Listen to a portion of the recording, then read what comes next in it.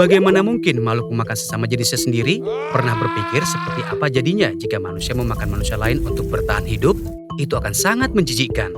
Namun, di dunia binatang, kanibalisme cukup umum terjadi. Banyak spesies hewan memakan jenisnya sendiri untuk bertahan hidup atau untuk melindungi rumah mereka dari pemangsa. Tapi Anda tidak akan curiga bahwa kelima hewan ini benar-benar beralih menjadikan jenisnya sendiri sebagai sumber makanan. Hamster. Mungkin terlihat lucu, tapi sebagian besar spesies hamster adalah kanibal. Baik hamster jantan dan betina memakan anak-anak mereka jika mereka lemah atau sakit. Seekor betina bisa membunuh bayinya jika jumlah mereka terlalu banyak dan jika dia tidak bisa membela mereka ketika wilayahnya dalam bahaya. Belalang sembah. Jelas, itu tidak sesuci seperti namanya. Spesies betina belalang sembah terkadang menggigit kepala kekasihnya segera setelah dia kawin untuk menopang dirinya sendiri dan untuk merawat calon keturunannya. Ini juga jadi lebih mudah karena ukuran jantan umumnya lebih kecil. Kelinci sangat menggemaskan dan juga sangat bersih. Sangat bersih sehingga induknya memakan anaknya hanya untuk menjaga semuanya tetap bersih setelah melahirkan. Induk kelinci kadang-kadang juga memakan bayinya jika dia merasakan ada predator untuk melindungi dirinya dan juga kelinci-kelinci lainnya. Dan dikenal juga bahwa kelinci memakan bayi mereka jika mereka sangat kelaparan, haus, atau kedinginan. Beruang kutub. Baru-baru ini tercatat bahwa beruang kutub terpaksa memakan anak-anak mereka sendiri karena pemanasan global. Jadi sangat sulit bagi mereka untuk berburu anjing laut karena hilangnya balok es. Karena itu untuk bertahan hidup, mereka terpaksa memakan bayi mereka sendiri. Ayam. Ayam mematuk satu sama lain untuk membangun kekuasaan dan hierarki. Atau disebut juga pecking order. Ayam juga secara membabi buta meniru satu sama lain, jadi jika satu ayam mulai mematuk yang lainnya, sisanya akan mengikuti. Dengan demikian mengubahnya menjadi kanibal. Dan juga telah diidentifikasi bahwa ayam yang kekurangan kalsium kadang-kadang memakan telurnya sendiri. Jadi jika Anda merasa menyesal makan telur, jangan khawatir, ayam juga memakannya.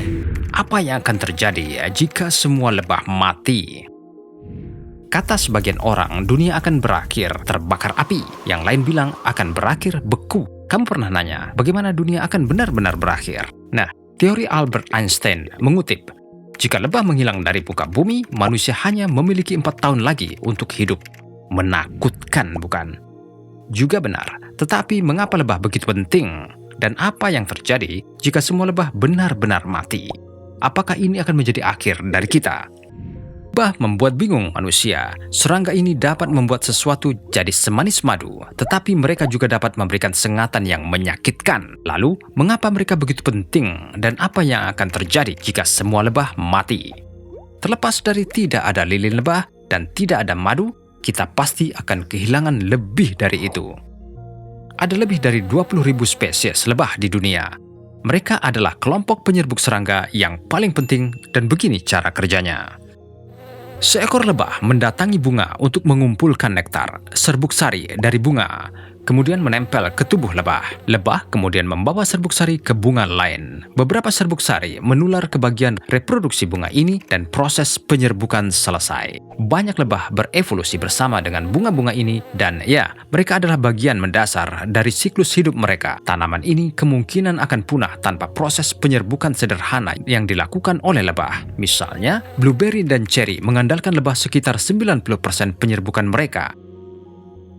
Mekanisme sederhana ini bertanggung jawab atas produksi 70% benih, buah, sayuran, dan kacang-kacangan yang kita konsumsi setiap hari. Bukan hanya tanaman yang bergantung pada lebah, hewan juga. Mereka bergantung pada lebah untuk makanan mereka. Jika semua lebah hilang, sebagian besar spesies hewan alami juga akan mengikuti. Lebah bertanggung jawab atas produksi banyak biji, kacang-kacangan, beri, dan buah yang berfungsi sebagai sumber makanan vital bagi sebagian besar hewan. Semua perubahan ini pasti akan memiliki efek riak pada ekosistem kita yang akan berdampak baik bagi manusia, yang berarti dunia tanpa lebah dapat berjuang untuk mempertahankan populasi manusia global sebesar 7,8 miliar. 1 dari setiap 3 makanan yang kita makan sebenarnya karena lebah. Makanan yang kita pikir mudah didapat akan mengalami penurunan produksi dan di supermarket hanya ada seperjumlah buah dan sayuran. Dari yang sangat mendasar seperti almond, Apel, brokoli, stroberi, mentimun, dan bahkan kapas hingga biji alfalfa yang diserbuki oleh lebah yang digunakan untuk pakan sapi perah akan hilang begitu saja. Kamu bisa bayangkan, gangguan pada tautan utama di rantai makanan ini bisa mengubah seluruh cara hidup kita. Untuk menyederhanakan, seperti yang dikatakan Einstein, nggak ada lebah, nggak ada lagi tanaman, nggak ada hewan, nggak ada manusia. Sangat menakutkan, bukan? Dan yang lebih mengerikan adalah kita kehilangan lebah pada tingkat yang mengkhawatirkan. Para ilmuwan dan peternak lebah mengelola sarang lebah madu dan mencoba menghentikan orang membunuh mereka, dan orang tidak terlalu peduli melindungi lebah madu. Banyak koloni lebah menghadapi fenomena yang disebut colony collapse disorder, yang berarti kematian tiba-tiba dari koloni lebah yang menyisakan sangat sedikit lebah sehat dari sarang ke sarang untuk bertahan hidup. Sejumlah besar lebah mati setiap tahun, dan para ilmuwan meyakini aktivitas manusia harus disalahkan untuk ini. Penggunaan pestisida secara berlebihan, perubahan iklim buatan manusia, praktik pemilihan lebah yang buruk, dan hilangnya habitat, semua memberikan efek buruk pada populasi lebah. Jadi, bagaimana kita bisa bantu? Untuk memulai, mari kita didik diri kita dan generasi selanjutnya tentang lebah. Lebah tidak berbahaya. Mereka mencari makan di atas bunga dan tidak menyerang manusia kecuali mereka terancam. Dengan pemahaman yang lebih baik, kita pasti akan belajar untuk menghargai mereka dengan lebih baik. Mari kita coba menanam tanaman ramah lebah. Lebah madu membutuhkan banyak tanaman untuk mempertahankan sarangnya. Mari kita juga menghindari penggunaan pestisida dan melindungi kumpulan lebah. Jika Anda menemukannya, telepon pemelihara lebah lokal Anda, dukung sarangnya jika Anda bisa, dan sebarkan kesadaran. Kita tahu sengatan itu sakit. Manusia benar-benar membutuhkan teman yang bisa terbang ini. Jadi, tolong lakukan apa yang kamu bisa. Cintai alam, dan alam akan mencintaimu juga. Bertanggung jawab, berbuat baik, dan selalu bahagia. Apa itu deja vu? Kamu baru pertama ke restoran, dan ketika kamu melihat-lihat, kamu merasakan kedekatan yang kuat meskipun kamu belum pernah ke tempat ini sebelumnya. Ini adalah apa yang kita sebut deja vu. Deja vu adalah istilah Prancis yang secara harfiah diterjemahkan sebagai sudah terlihat. Perasaan luar biasa karena telah mengalami situasi saat kita berada sekarang, tetapi waktu, tempat, dan konteks kejadian nggak pasti atau diyakini nggak mungkin. Meskipun beberapa orang menafsirkan deja vu sebagai konteks paranormal seperti pengalaman kehidupan masa lalu, para ilmuwan dan psikolog menjelaskannya sebagai misfiring neuron sesaat di otak yang menciptakan koneksi keliru. Satu gagasan deja vu adalah semacam otak berkedut. Bagaimana dan mengapa deja vu terjadi? Hampir 60 hingga 80% populasi bumi telah mengalami perasaan deja vu. Tetapi, bagaimana fenomena aneh ini terjadi? Sayangnya, tidak ada penjelasan tunggal untuk deja vu. Pengalaman ini terjadi tanpa pemberitahuan sebelumnya dan sangat singkat, dan karenanya hampir mustahil untuk dipelajari karena para ilmuwan tidak bisa duduk dan menunggu sampai hal itu terjadi. Ada beberapa teori yang mencoba menjelaskan deja vu. Mari kita bicara tentang dua yang paling umum yang banyak digunakan saat ini. Seperti tahu, ingat, kenal. Seseorang baru pertama pergi ke sebuah kota dan jalan-jalan di taman. Dia menyeberangi danau dan melihat beberapa ekor bebek berenang di sekitar, dan tiba-tiba merasa bahwa dia pernah kesini sebelumnya. Tetapi itu nggak mungkin. Ini membawa kita pada teori pertama kita tentang merasa tahu dan kenal. Teori ini hanya menyatakan bahwa mengingat membutuhkan dua proses yang bekerja bersama-sama. Bersama perasaan tahu dan ingatan. Otak kita terus-menerus memindai lingkungan kita untuk menentukan apakah benda atau situasi dikenal. Saat benda yang dikenal terlihat, otak menempatkan memori masa lalu yang terkait dengannya dengan bantuan hippocampus yang memainkan peran utama dalam memori dan pembelajaran, dan kita menghidupkan kembali seluruh memori di otak kita. Tapi terkadang ketika otak hanya menemukan objek yang dikenal pada masa lalu tetapi tidak dapat mengingat kembali apa itu dan detail yang lebih baik dari peristiwa itu berarti kedua progres tidak sinkron. Karenanya, kita dibiarkan merasa tahu tanpa bisa mengingat. Itulah saat kita mengalami deja vu. Tetapi ini tidak menjelaskan mengapa kita mengalami deja vu untuk kejadian yang benar-benar asing, atau mengapa kita tidak mengalaminya pada setiap objek yang dikenal. Ini dapat dijelaskan dengan teori kedua kami, perhatian bercabang. Jika kita mengambil contoh taman yang sama dengan seseorang yang fokus pada ayunan, ketika kita benar-benar fokus pada satu bagian dari lingkungan kita dan bagian dunia yang lain terbawa ke alam bawah sadar, dan tiba-tiba kita tersadar dan rasanya seperti kita pernah ke tempat ini sebelumnya, dan pada kenyataannya sudah. Hanya sekarang ini kita tidak mempraktikannya. Saat kita berkonsentrasi penuh pada satu objek tertentu, otak kita bekerja dan secara subliminal, dia berada di bawah kesadaran kita, mengamati lingkungan, dan karenanya kita merasakan perasaan deja vu. Jadi, itu dia deja vu untukmu. Musik, satu-satunya bahasa yang dimengerti semua orang, tak peduli apa budayanya. Musik sangat menyentuh kita, genre apapun. Kita jelas tak perlu riset untuk mendukungnya. Kita semua pernah mengalaminya, bukan? Bayangkan, kamu nggak bisa menghindari mengetuk kaki, menjentikkan jari, angguk-angguk kepala, atau goyang sambil jalan. Bisa dibayangkan dunia tanpa musik. Meskipun, pernahkah kamu bertanya-tanya bagaimana musik mempengaruhi otak? Penasaran? Saat kita mendengar musik favorit kita, ini memicu pusat kesenangan di otak yang melepaskan dopamin, neurotransmitter, yang secara instan membuat kita merasa bahagia. Ketika kita pertama kali mendengarkan musik, korteks pendengaran yang merupakan bagian dari lobus temporal yang memproses audio dan fungsi-fungsi lain seperti memahami ucapan, bekerja bersama dengan otak kecil untuk membagi bagian-bagian dasar musik. Nada dan volume. Otak kecil juga berfungsi sebagai agen yang menghubungkan amigdala, yang merupakan seperangkat neuron yang terletak jauh di lobus medial otak dan bertanggung jawab untuk memproses emosi, yang mengarah ke dopamin.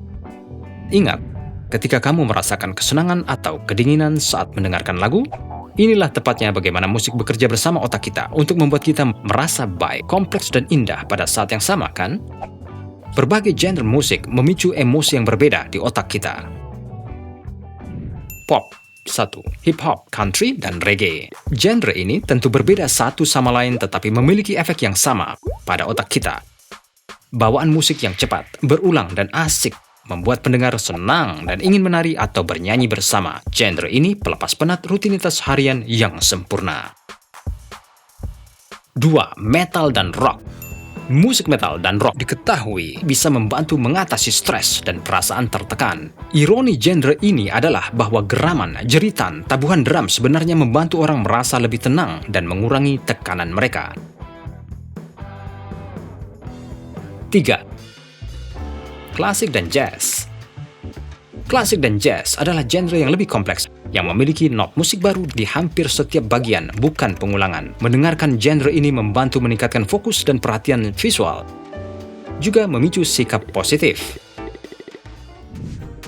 4. EDM dan trance. EDM atau Electro Dance Music dan Trance Music secara instan membebaskan dan mentransfer kamu ke level yang sama sekali baru. Orang-orang yang menikmati genre ini mengungkapkan suasana hati yang tinggi dan bahagia setelah mendengarkan musik mereka. Sekarang kita tahu apa yang disuarakan orang bawel. 5. Musik melankolis. Berlawanan dengan reputasinya, musik melankolis sebenarnya membantu pendengar memproses perasaan mereka sendiri melalui musiknya sang artis, berefleksi, dan akhirnya merasa lebih baik. Jadi, lain kali, nggak usah malu larut dalam musik melankolis jika kamu sedang galau.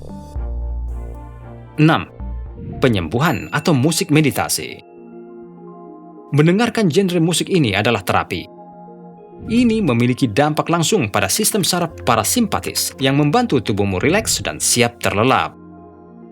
Musik penyembuhan juga membantu kamu menjadi tenang saat cemas dan dikenal sebagai genre yang sempurna untuk berlatih meditasi. Musik adalah pelarian dan memiliki kekuatan untuk mempengaruhi kamu dengan setiap nada. Menjadi pendengar musik yang aktif juga membantu mengurangi kemungkinan kejang, menjadikanmu komunikator yang lebih baik, membangkitkan kenangan, membantu pasien Parkinson, membuat orang jadi lebih kuat secara mental. Sekarang kita tahu bahwa musik adalah pengaruh yang sehat bagi otak kita dan bukan hanya selingan belaka. Jadi, apa yang ada di playlist kamu selanjutnya? 2 minuman yang paling banyak dikonsumsi dan paling populer di dunia telah menjadi bagian dari rutinitas sehari-hari kita. Banyak yang menyukai untuk disajikan di pagi hari, saat bekerja, atau saat nongkrong dengan teman-teman. Teh sangat populer di Cina dan Jepang. Dan jangan lupa juga di Inggris. Dan kopi yang merupakan minuman nomor 1 di Amerika Serikat. Meskipun keduanya memiliki manfaat yang sama dan juga beberapa perbedaan, ada argumen yang selalu ada untuk membuktikan mana yang merupakan pilihan yang lebih sehat. Pernahkah kalian bertanya-tanya apa efek dari masing-masingnya pada tubuhmu? Kedua minuman ini kaya akan antioksidan yang membantu melawan oksidan dalam tubuh kita sehingga bisa menjaga jaringan sehat. Penelitian menunjukkan bahwa keduanya membantu mengurangi kadar kolesterol dan melawan jenis kanker tertentu, dan juga mengurangi kemungkinan Alzheimer dan Parkinson, dan juga menghindari pembekuan darah sehingga mengurangi resiko stroke dan serangan jantung.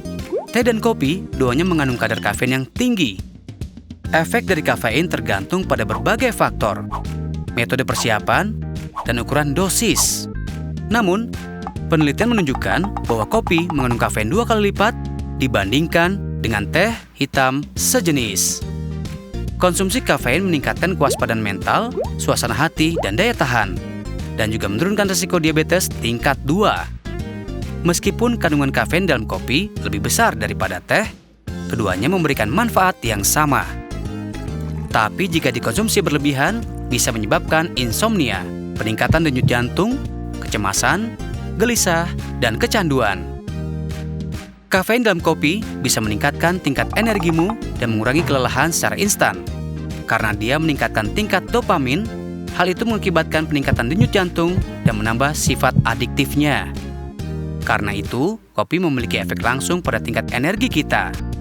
Teh di sisi lain mengandung jumlah kafein yang lebih rendah, tapi dia adalah L-theanin yang produktif untuk memperkuat sistem saraf. Dia meningkatkan gelombang alfa otak sehingga membantumu rileks dan menghilangkan stres sambil mempertahankan fokus dan kewaspadaanmu tanpa merasa lelah. Oleh karena itu, kopi adalah jawaban untukmu jika kau mencari efek yang instan. Dan teh jika kau lebih suka dorongan energi yang lebih menyejukkan dan menenangkan. Tingkat kafein dalam kopi juga membantu menurunkan berat badan karena memiliki sifat membakar lemak yang akan menghambat produksi sel-sel lemak dalam tubuh. Sementara polifenol yang terkandung dalam teh mengurangi penambahan berat badan. Namun, jika dikonsumsi dengan krim, gula, dan perasa lain yang ingin kau tambahkan ke dalam cangkir harianmu, itu bisa meningkatkan asupan kalorimu. Dan dengan demikian, mengubah minuman sehatmu menjadi pencuci mulut instan. Tapi tunggu sebentar, minuman mana yang lebih sehat? Intinya adalah bahwa kedua minuman tersebut jika dikonsumsi dalam jumlah yang sedang sama-sama menyehatkan. Karena itu, tergantung selera dan pilihan, serta responsif tubuhmu terhadap kafein. Kamu pernah nanya, kenapa makanan jadi basi, padahal jauh sebelum tanggal kadaluarsanya? Percaya atau tidak, begitulah kamu menyimpannya. Iya, makanan yang berbeda membutuhkan metode penyimpanan yang berbeda agar tidak membusuk. Mari pelajari semua tentang itu hari ini. 1. Bawang merah dan bawang putih. Bawang merah dan bawang putih suka berada di tempat gelap yang kering. Jadi, jauhkan dari sinar matahari. Mereka pasti tidak masuk lemari es karena dapat membusuk akibat kondensasi dan suhu dingin. 2. Jamur. Pertama, tidak disarankan menyimpan jamur segar lebih dari sehari. Jika memang harus, ada 2 cara untuk melakukannya. Bisa disimpan di kantong kertas dan didinginkan agar bisa disimpan untuk 1 hari lagi. Atau, jika kamu cuci dan keringkan jamurnya dan menyimpannya di freezer, jamur dapat bertahan lebih lama. 3. Sayuran segar dan herbal. Kamu mungkin pernah memperhatikan banyak orang yang menyimpan sayuran hijau dan herbal dalam wadah berisi air. Tapi tunggu, tidak, itu tidak benar. Cara yang benar untuk menyimpan sayuran hijau dan herbal adalah dengan memasukkannya ke dalam kantong kertas dan menyimpannya di lemari es. Kantong kertas akan menyerap kelembapan ekstra, membantunya bernafas dan mencegahnya membusuk lebih awal. 4. Unggas dan daging. Jika kamu berencana makan daging, cara terbaik untuk membelinya adalah tepat sebelum kamu memasaknya. Ya, daging memiliki banyak bakteri yang akan membuatnya cepat busuk dan tentunya tidak higienis. Namun, jika kamu memang ingin menyimpan daging selama 1 atau 2 hari, maka tutupi dalam lembaran plastik dan simpan di rak bawah lemari es. 5. Pisang. Agar pisang tidak membusuk, yang perlu kamu lakukan adalah memasukkannya ke dalam kantong kertas atau membungkusnya dengan plastik film dan meletakkannya di tempat yang gelap dan kering. Dengan cara ini, pisang tidak akan membusuk dan menjadi segar untuk dimakan. 6. Madu. Yang ini mudah. Madu harus disimpan dalam toples kaca, keramik atau logam agar tidak membusuk. Pastikan madu kamu disimpan jauh dari sinar matahari agar tidak kehilangan sifat antibakterinya. Ini juga harus dijauhkan dari makanan lain yang mengeluarkan wewangian untuk menghindari madu menyerap aroma lain. 7. 7. Susu dan yogurt. Susu dan yogurt harus diletakkan di ujung lemari es sehingga berada pada suhu terbaik dan tidak di dekat pintu. Jika tidak, susu akan membusuk lebih cepat dari yang kamu kira. 8. Roti. Roti dapat disimpan dalam kantong plastik, kantong kain, atau kantong kertas untuk menjaga kelembutannya hingga 5 hari. Roti yang disimpan lebih dari 5 hari dapat disimpan di lemari es dengan suhu yang lebih rendah sehingga tidak membusuk. 9. Tepung dan biji-bijian. Tepung dan biji-bijian harus dikosongkan dari kemasan tempat mereka dijual. Tepung dan biji-bijian harus dituangkan ke dalam wadah keramik atau kaca untuk menjauhkannya dari serangga dan dengan demikian mempertahankan umur panjang. 10. Telur. Semua lemari es memiliki bagian khusus untuk telur di pintu. Tapi tunggu, itu tidak bagus untuk telurnya. Paparan suhu yang lebih hangat secara konstan saat membuka lemari es akan membuat telur berumur lebih pendek. Yang perlu kamu lakukan adalah letakkan jauh di dalam lemari es sehingga suhu tidak banyak berubah dan tetap sehat. Tidak semua berjalan sesuai rencana. Namun, terkadang sesuatu membawa hasil baik. Beberapa produk yang kita gunakan sehari-hari yang membuat hidup kita lebih mudah bukanlah produk coba-coba. Pernah penasaran mencari tahu produk mana yang mengubah hidup yang sebenarnya merupakan penemuan yang tidak disengaja? 1. Korek api. Pada tahun 1826, John Walker, seorang apoteker Inggris, melihat ada gumpalan kering di ujung batang yang dia gunakan untuk mencampur bahan kimia. Dia mencoba mengikisnya di lantai perapiannya dan muncullah percikan dan nyala api. Dia memasarkan yang sekarang disebut korek api sebagai cahaya gesekan yang terbuat dari batang karton. Dia kemudian beralih ke belat kayu dan amplas karena gagal mematenkan penemuannya. Banyak orang lain yang merampas idenya dan mengambil alih pangsa pasar yang membuatnya berhenti memproduksi versinya. 2. Penisilin. Alexander Fleming, seorang dokter Skotlandia, dikenal dengan penemuan antibiotik pertama. Namun, tahu nggak kamu bahwa penemuan yang mengubah hidup ini adalah hasil dari ketidakrapihannya? Sekembalinya dari liburan selama 2 minggu, dia terkejut mendapati beberapa jamur yang tumbuh di cawan petri yang digunakan untuk menumbuhkan bakteri telah berhasil menghilangkan bakteri di sekitarnya. Dia kemudian mengekstraksi zat dari jamur ini dan menyebutnya penisilin. Zat ini dapat membasmi berbagai bakteri dan merupakan terobosan besar saat tidak ada pengobatan yang tepat untuk infeksi bakteri. 3. Oven microwave. Pada tahun 1940-an, Percy Spencer, seorang insinyur Amerika, merasa batangan coklat meleleh di sakunya saat membangun magnetron untuk perangkat radar untuk mengirimkan gelombang radio pendek yang dikenal sebagai gelombang mikro. Dia kemudian menyadari bahwa gelombang mikro ini telah memanaskan batang coklat. Dia kemudian mengembangkan kotak yang dikenal sebagai oven microwave dan mendapati bahwa ketika makanan ditempatkan di kotak ini, energi gelombang mikro memasak makanan lebih cepat. Namun, oven microwave ini pada waktu itu tidak begitu umum di dapur seperti sekarang ini karena tingginya 6 kaki, beratnya sekitar 750 pound dan harganya $5.000.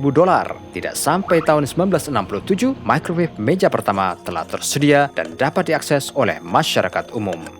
4. Permen karet. Pada tahun 1817, Thomas Adams mencoba bereksperimen dengan cikel, getah dari pohon Amerika Selatan, untuk mencari pengganti karet. Namun, setelah terus-menerus gagal, dia memasukkan sepotong ke mulutnya dan menyukainya. Dia kemudian menambahkan rasa pada penemuannya sehingga membuatnya populer di kalangan anak-anak. Adams New York Gum No. 1 adalah permen karet pertama di dunia. 5. Keripik kentang.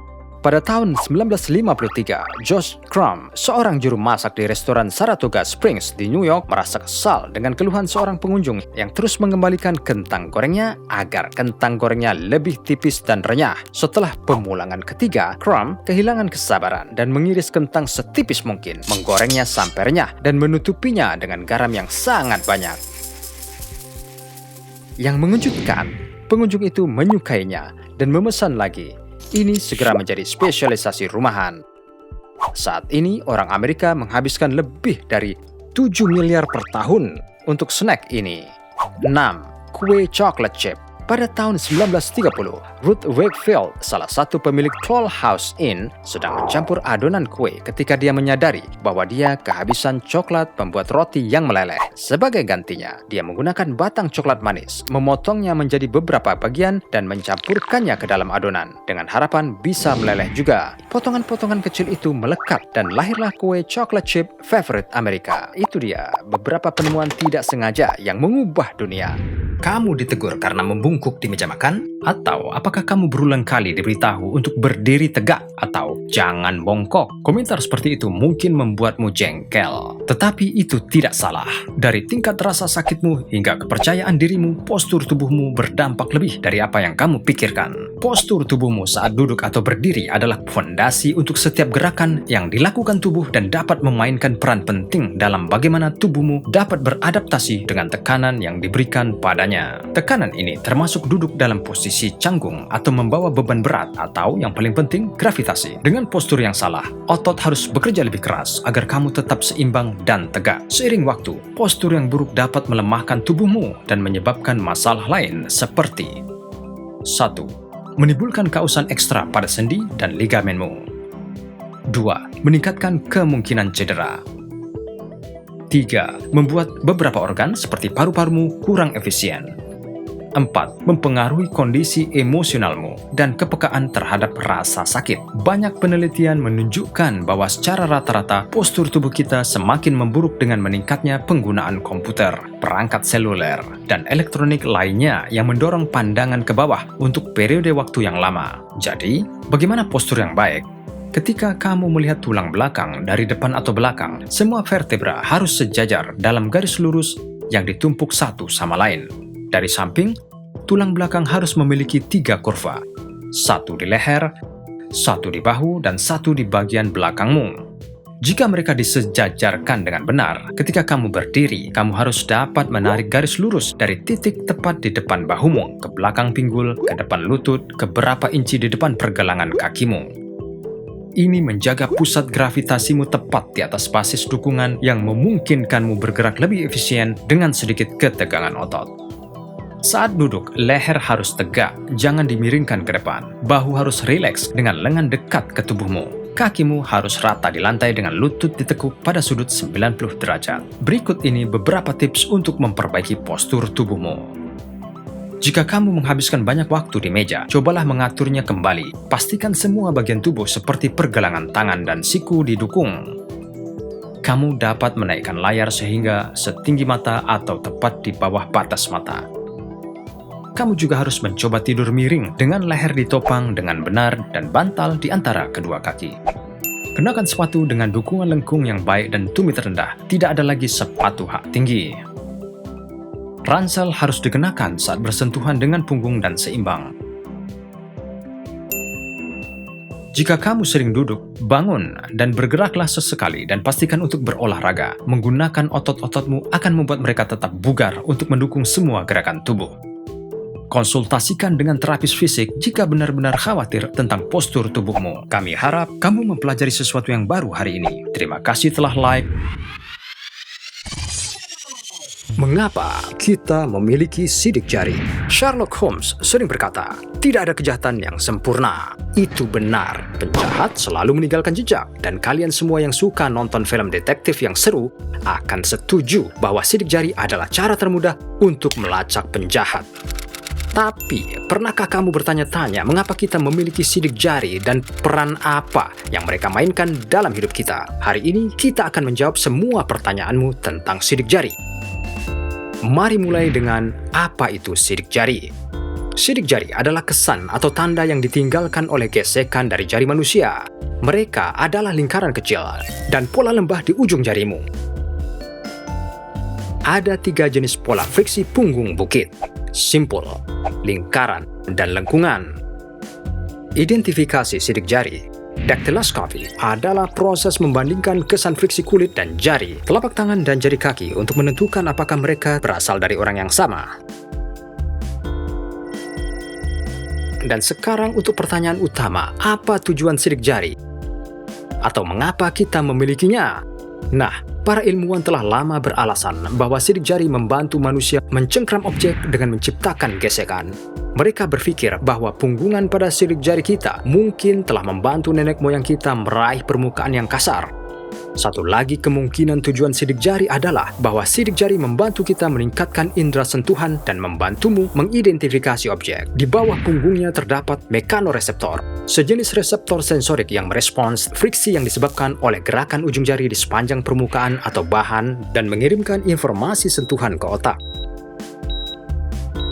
Mengapa kita memiliki sidik jari yang unik? Sidik jari digunakan untuk mengidentifikasi orang karena sidik jari setiap orang itu unik. Orang-orang dapat memiliki pola sidik jari yang serupa, namun tidak sama. Sidik jari bahkan lebih unik dari DNA. Sebagai contoh, kembar identik dapat berbagi DNA yang sama, atau setidaknya sebagian besar. Tetapi, mereka tidak bisa memiliki sidik jari yang sama. Bahkan, sidik jari juga bervariasi di antara jari-jarimu sendiri. Artinya, kamu memiliki sidik jari yang unik di setiap jari.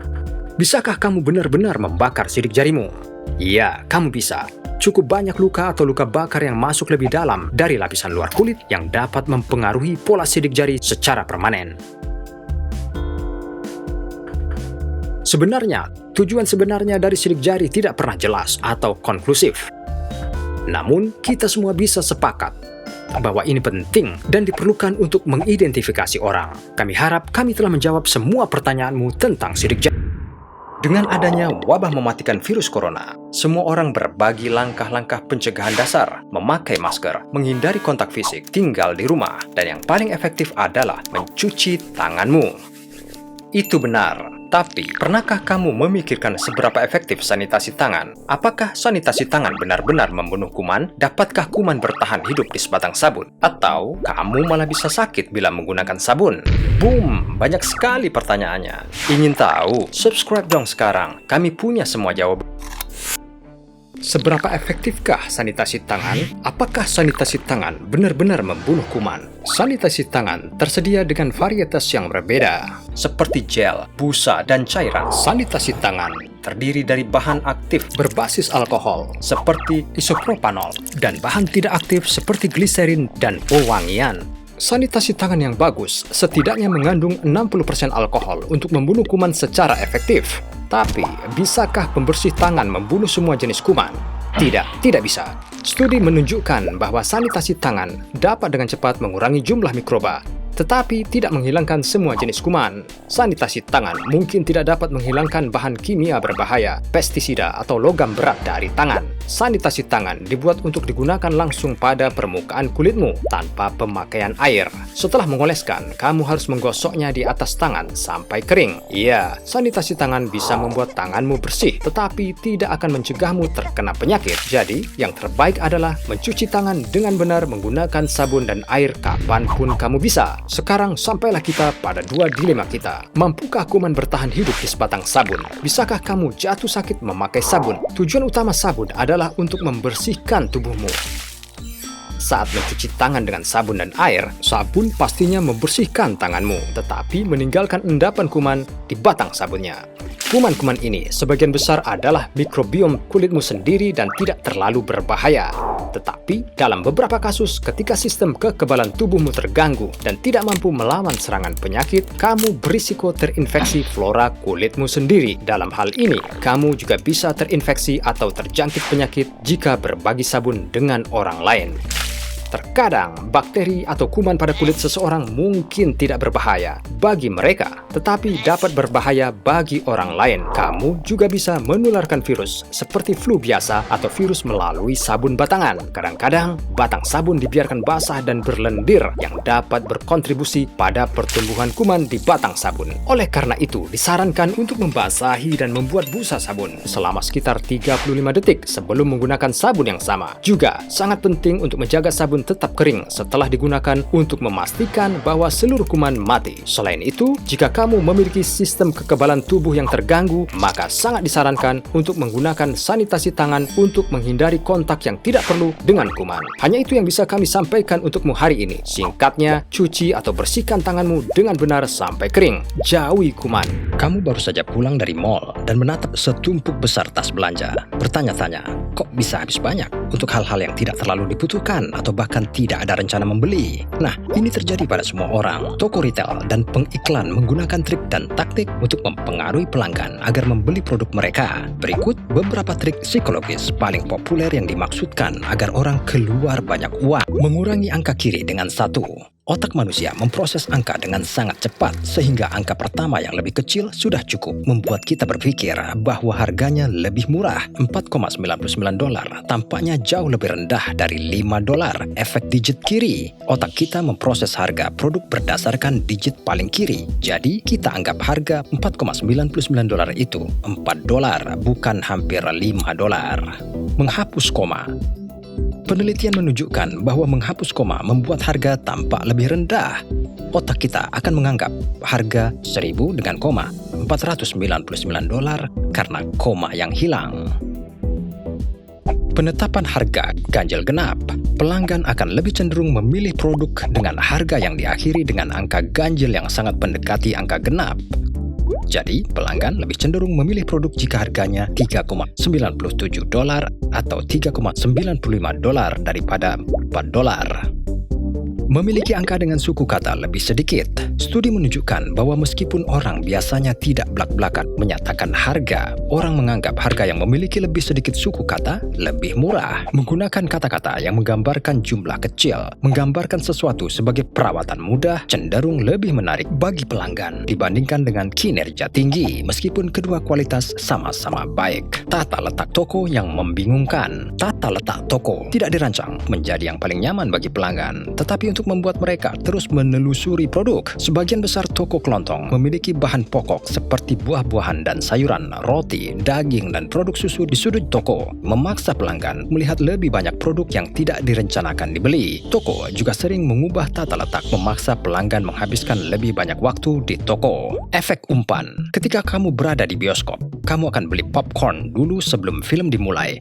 Kamu mau pilih mana? Popcorn kecil harganya $5, medium $8, dan yang besar $9.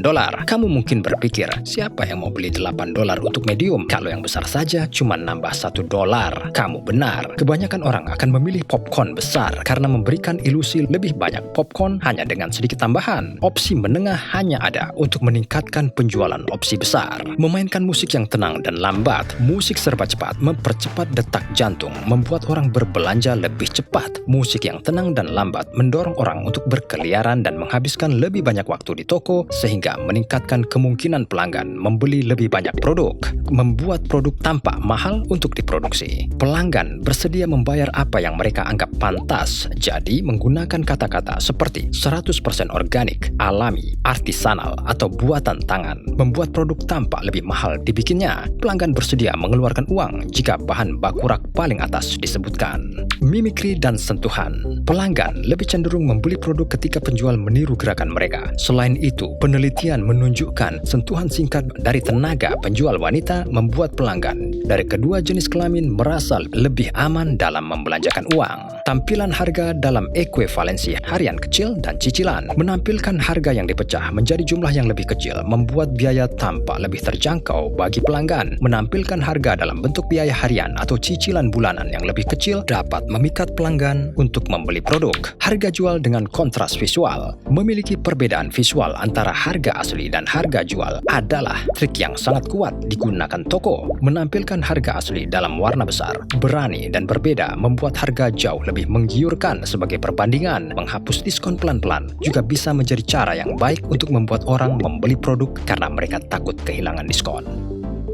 Menciptakan rasa urgensi yang salah. Menggunakan istilah seperti stok sangat terbatas, penawaran waktu terbatas, harga terendah yang pernah ada, hari terakhir penjualan, dan lain-lain akan menciptakan rasa urgensi yang salah yang melebihi rencana pembelian yang ada dalam pikiran orang. Taktik ini ampuh terlepas dari apakah pernyataan itu benar atau tidak. Beli satu gratis satu. Bogo memaksa pelanggan untuk membeli produk dengan harga penuh dan membelanjakan lebih dari yang mereka rencanakan. Toko biasanya akan menetapkan harga yang cukup tinggi untuk mengcover barang-barang gratis. Penawaran ini telah menggantikan diskon 50% dan ini lebih menguntungkan bagi toko. Bukti sosial. Orang sering mau mencoba sesuatu jika orang lain melakukan hal yang sama. Ini adalah bentuk mimikri sosial, menggunakan testimonial dan ulasan produk membangun kepercayaan, meskipun ulasan tidak selalu asli. Jadi, pada saat kamu berbelanja atau bertransaksi online, perhatikan trik ini dan kamu dapat melakukan pembelian yang lebih tepat. Tahu lebih banyak trik dan taktik yang digunakan toko untuk membuat kamu belanja lebih banyak? Pernahkah kamu bertanya-tanya apa kesamaan dari kaleng tomat, coklat, dan brokoli? Apakah itu? Karbohidrat? Tidak. Protein? Tidak. Lemak? Tidak. Serangga. Ya, serangga menyeramkan yang kamu coba untuk usir keluar dari rumahmu. Betul sekali. Sekarang inilah yang kamu perlu ketahui. Serangga ada di sebagian besar makanan kita. Dan mereka sehat dan aman untuk makanan yang kita konsumsi. Apa? Iya, kau mendengarnya dengan benar. Vegan dan vegetarian. Kamu mungkin harus mempertimbangkan kembali makan sayuran. Karena kenyataannya adalah kamu mengkonsumsi sekitar 1-2 pon kecoa, lalat, belatung, dan serangga menyeramkan lainnya yang tersembunyi dalam makanan Anda setiap tahunnya. Produk kami dan makanan kaleng penuh dengan sedikit serangga. Semuanya, mulai dari brokoli, bayam, hingga tomat kalengan, bisa mengandung kepala, kaki, rongga dada, dan bahkan seluruh serangga. Apa? Pada titik ini, kau mungkin berpikir, bagaimana ini bisa dibolehkan? Apakah ini aman? Nah, FDA memiliki buku pegangan untuk tingkat cacat alami yang tidak terhindarkan dalam makanan dan serangga. Hal itu tidak akan menimbulkan bahaya kesehatan bagi manusia. Hampir semua yang kita konsumsi memiliki sejumlah bagian serangga di dalamnya, yang dimana FDA menganggap aman untuk dikonsumsi manusia, termasuk makanan kesehatan, junk food, makanan ringan, dan minuman. Ya, itu benar. Mari kita lihat beberapa fakta yang lebih mengejutkan. Hingga 8 bagian serangga diizinkan secara hukum oleh FDA di setiap batang coklat. Makan 100 pon coklat berarti kamu bisa mengkonsumsi hingga 1 pon serangga. Jadi lain kali, jika Anda ingin memberi hadiah khusus pada seseorang untuk sekotak coklat, pikirkan lagi. Makan 100 pon roti berarti Anda bisa mengkonsumsi hingga 1,5 pon serangga. Serangga bahkan ada di minuman tertentu. Tahukah Anda, hingga 5% dari buih di setiap bir adalah serangga. Jadi, lain kali kamu pergi untuk membeli bir, minta bartender untuk bir serangga. Di setiap kaleng berukuran 3,5 ons, diperbolehkan hingga 19 belatung dan 74 tungau. Sepotong kue red velvet yang sangat kamu cintai, mengandung carmine, warna makanan merah yang hidup, yang dibuat dari perut serangga perempuan Afrika yang mirip sekali dengan kumbang Afrika. Selama berabad-abad, manusia telah mengkonsumsi serangga mulai dari belalang hingga kumbang, rayap, ulat bulu, dan capung. Ini bahkan memiliki nama entomopagi. Hampir 2000 spesies serangga telah dikonsumsi di negara Asia, Afrika, Meksiko, dan Amerika Selatan. Ini pun termasuk 235 spesies kupu-kupu dan juga ngengat, 344 kumbang, 313 semut, lebah, dan tawon, 239 belalang, jangkrik, dan kecoa, 39 rayap, dan juga 20 ekor capung, dan beserta jangkrik. Seseorang panggilkan pembasmi. Sekarang mari kita lihat beberapa manfaat dari mengkonsumsi serangga ini yang sedang kami hindari. Serangga adalah sumber protein yang lebih berkelanjutan untuk populasi yang tumbuh di seluruh dunia dibandingkan dengan sumber protein yang lebih luas yang bisa diterima. Selain protein, serangga juga merupakan sumber yang kaya energi seperti lemak, serat, vitamin, dan mineral. Resiko penyakit atau virus seperti flu babi berkurang karena serangga secara genetik sangat berbeda dari manusia. Dampak lingkungan dari serangga pertanian untuk makanan jauh lebih rendah daripada peternakan karena mereka menghasilkan lebih sedikit gas rumah kaca dan membutuhkan lebih sedikit air 95%. 80% dari tubuh jangkrik dapat dimakan dibandingkan dengan hanya 40% dari sapi dan 50% dari tubuh ayam. Jadi faktanya adalah bahwa serangga mungkin merupakan cara terbaik untuk memberi makan populasi kita yang sedang tumbuh dan tumbuh pada tingkat yang mengkhawatirkan. Permintaan protein berbasis daging juga meningkat. Jika setiap orang mulai makan daging sebanyak yang dilakukan orang Amerika, itu akan membutuhkan lebih banyak wilayah daratan daripada yang ada di planet ini. Nah, jika kamu mengatasi faktor menjijikkan, kamu bisa membuat pilihan cerdas dengan menambahkan beberapa serangga ini ke dalam makananmu. Bagaimana? Kamu tertarik? Apakah Anda salah satu orang yang tidak pernah suka pergi ke gym dan berolahraga untuk perut six pack sempurna itu? Meskipun kamu ikut member gym, waktu yang terbatas tidak pernah memungkinkanmu untuk menjadi teratur dengan latihanmu. Kamu mungkin harus bekerja lembur karena bos yang cerewet dan dia butuh presentasi itu selesai secepatnya. Kamu mungkin harus membawa anak-anakmu ke taman atau pergi membeli bahan makanan. Dan sebelum kamu menyadarinya, hari itu sudah selesai. Kami mengerti teman-temanku, kita semua terjebak dalam siklus yang sama. Ketika kita berbicara tentang berolahraga atau hidup yang sehat, ada banyak informasi online dan tidak semuanya didukung oleh penelitian. Tapi kami melangkah lebih jauh dan menemukan 5 cara cepat yang mudah untukmu, yang bukan hanya menyenangkan, tapi efektif untuk menghilangkan lemak di perutmu. Dan pada akhir video ini, Anda pasti akan merasa lebih ringan. Ayo kita mulai. Air hangat dan lemon. Kita semua tahu lemon mengandung vitamin C, tapi bukan itu saja yang mereka tawarkan. Mereka tidak hanya rendah gula, tapi mengandung segala sesuatu mulai dari vitamin B6, vitamin A, vitamin E, dan lebih banyak lagi. Lemon juga mengandung lebih banyak potasium daripada apel atau anggur. Tingginya kadar kalium dalam lemon menstimulasi fungsi otak dan juga saraf. Ingat presentasi yang ditunggu bosmu, kamu membutuhkan otak yang sehat untuk menyelesaikannya. Manfaat lemon bagi kesehatan melebihi vitamin dan juga mineral. Satu studi penelitian menemukan bahwa polifenol dalam jus lemon memiliki kekuatan untuk menekan akumulasi lemak dalam tubuh. Penelitian yang sama menunjukkan bahwa senyawa yang sama dalam lemon secara signifikan mengurangi kenaikan berat badan bahkan bagi mereka yang makan berlebihan.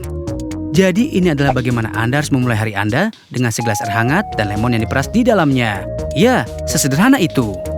Tambahkan probiotik dalam makananmu. Probiotik adalah bakteri hidup yang disarankan untuk memainkan peran besar dalam penurunan berat badan dan pemeliharaan berat badan. Beberapa makanan probiotik termasuk yogurt, kefir, tempe, kimchi, dan acar. Jika kamu menambahkan ini dalam makanan sehari-harimu, mungkin bisa membantu mengubah keseimbangan makhluk yang berada di dalam usus yang bermanfaat, bakteri, dan organisme lain yang hidup di dalam usus. Mereka membantu mencerna makanan. Vitamin seperti biotin dan vitamin K ini mengurangi risiko kenaikan berat badan dan penumpukan lemak di perut Anda. Olahraga sofa. Berbaringlah di sisi kanan tubuhmu di sofa dan angkat kaki kiri setinggi yang Anda bisa, lalu turunkan kembali perlahan. Lakukan ini 20-25 kali dan kemudian berbaringlah di sisi kiri dan ulangi yang sama. Ini akan membantumu menyingkirkan lemak di pinggangmu. Sudah menikmati cara-cara ini? Sudah kubilang, ini akan menyenangkan.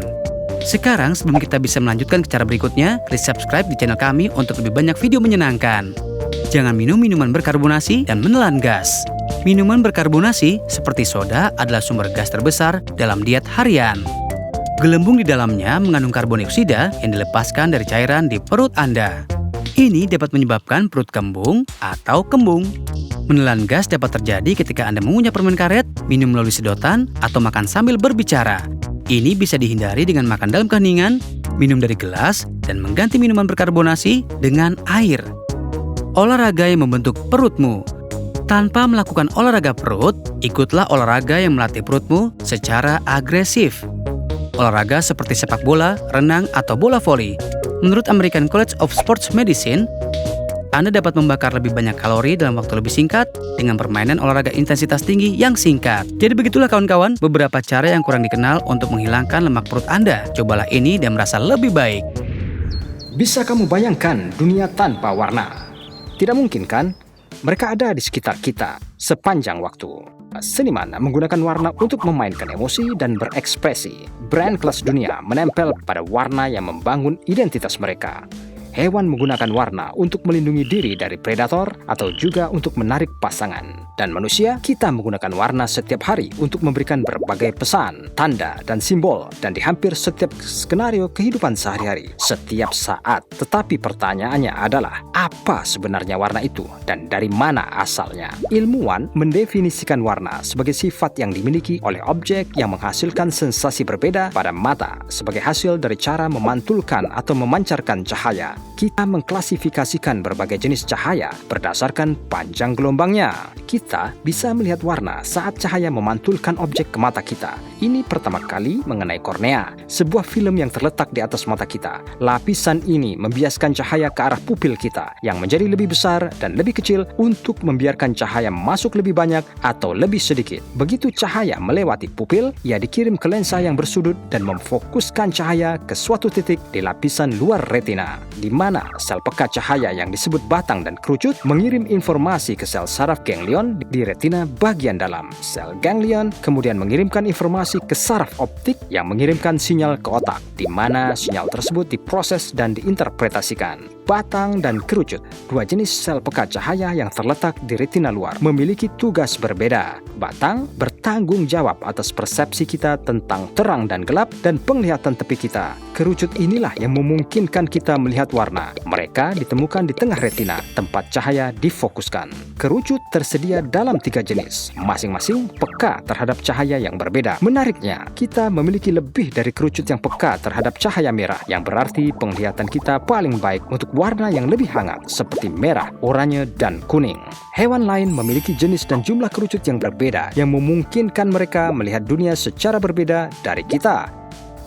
Anjing misalnya, lebih terbatas dalam panjang gelombang yang dapat mereka lihat karena mereka hanya memiliki 2 jenis kerucut sehingga mereka buta warna terhadap perbedaan antara merah dan hijau. Kupu-kupu memiliki 4 jenis kerucut di matanya, memungkinkannya melihat sinar ultraviolet. Hewan dengan penglihatan warna terbaik mungkin adalah udang mantis yang memiliki 12 jenis kerucut. Mereka dapat menyesuaikan sensitivitas penglihatan warna panjang gelombang mereka untuk beradaptasi dengan lingkungan mereka. Fakta menarik, 1 dari 12 pria, 8%, dan 1 dari 200 wanita di dunia buta warna. Wow, mari syukuri sains yang sempurna ini, cahaya dan penglihatan yang menjadikan dunia yang indah ini lebih berwarna dan lebih lengkap. Semua orang tahu tentang gravitasi dan bagaimana Newton menemukannya. Dan ya, kita tahu apa yang akan terjadi jika tidak ada. Tahu nggak kamu, ada beberapa area atau tempat di bumi yang melanggar aturan gravitasi. Untuk mengetahui lebih banyak, nomor 1, Mystery Spot di Santa Cruz, California.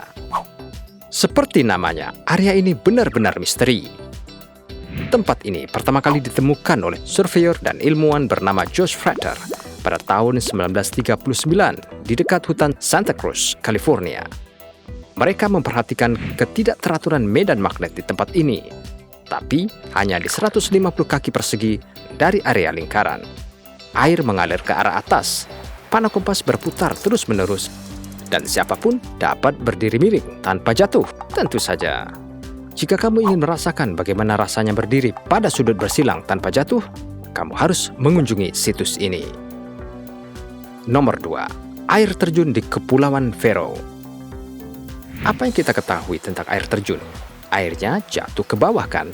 Tapi pernahkah kamu mendengar tentang air terjun yang mengalir ke atas?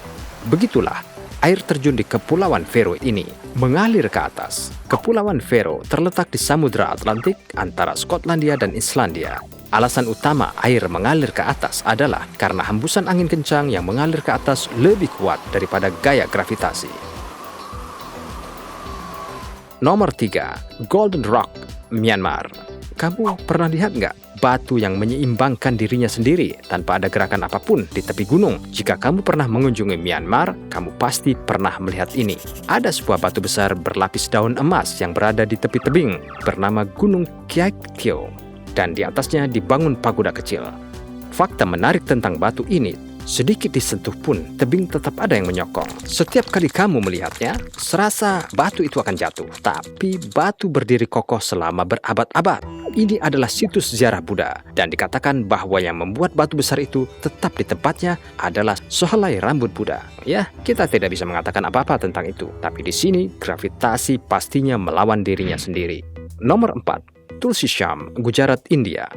Tulsi Shyam adalah sebuah tempat di dekat hutan Gir di Gujarat. Ada sebuah bukit di daerah ini di mana kamu dapat menyaksikan kendaraan kamu atau benda apapun merayap menanjak dengan kecepatan 10 hingga 20 km per jam saat kamu mengatur mobil kamu dalam keadaan netral di dasar bukit. Aneh bukan? Ini murni ilusi optik yang terjadi karena struktur tanah di kedua sisi jalan. Ini mungkin terlihat seperti mobil-mobil berguling menanjak, tapi sebenarnya mereka bergerak ke bawah sebagaimana mestinya. Garis cakrawala dan atribut lain di sekitarnya menipu otak menganggap lereng seperti menanjak.